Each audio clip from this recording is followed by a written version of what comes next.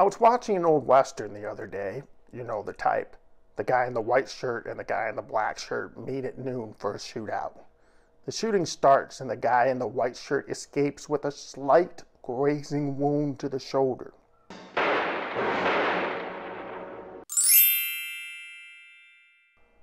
The guy in black staggers and falls in dramatic fashion to the dirt road.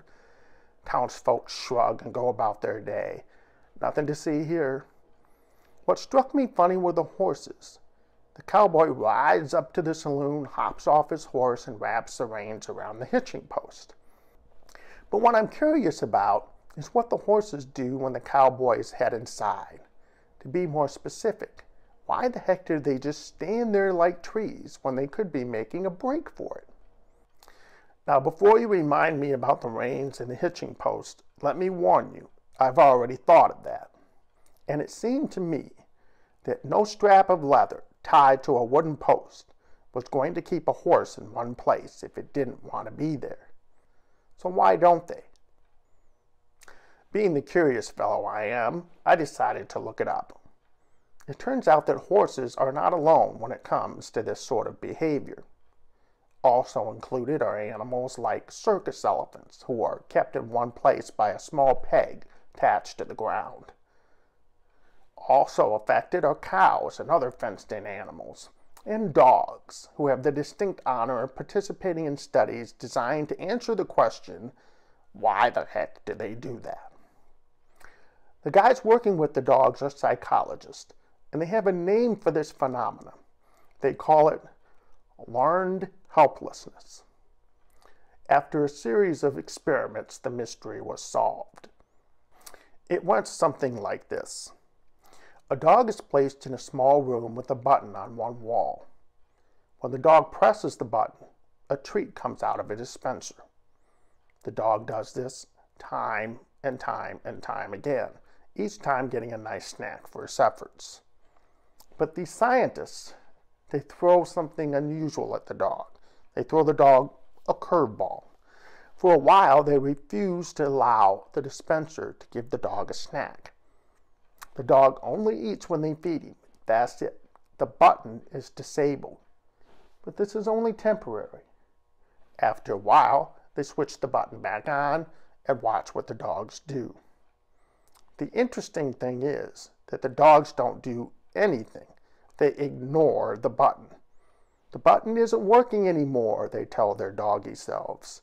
Don't even try it. And they don't, missing out on a horde of dog snacks simply because they've learned it is useless to try. Learned helplessness. The same thing applies to young horses tied to posts they can't move. When they get older, they don't even try, even though they could easily break free. An electrical fence can't stop a determined cow, but there are no determined cows. They're all helpless, but only in their bovine heads. Does the same thing apply to people? You bet. Psychologists tried similar experiments on humans. Note I said similar.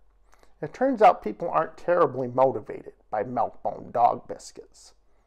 So being the advanced, highly intellectual creatures we are, surely we excel at such tests, right? Wrong. We're lousy at it. In fact, we're just as bad as our animal friends or worse. I don't know about you, but I find this kind of scary. Millions, if not billions of us are going around doing a lot less than we could because we've been taught not to try. How sad. But those clever psychologists, they're always thinking. There's a cure, they say, and it's simple.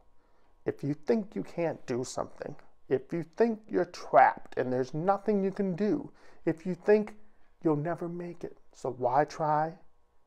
Try anyway. You just might have all the milk bones you can eat. Well, those are a few of my thoughts. But what do you think? How do we encourage ourselves and others to do more than we ever thought possible? Tell me all about it in the comments section below. As always, I can't wait to read them. Well, that's about it for today. But before we go, here's a few more thoughts. And a great idea, subscribe. There's new videos every week and you don't want to miss them. If you like today's video, hit the like button and share it with your friends. It's always appreciated. Well, that's it for now. We'll see you next time with a few more thoughts.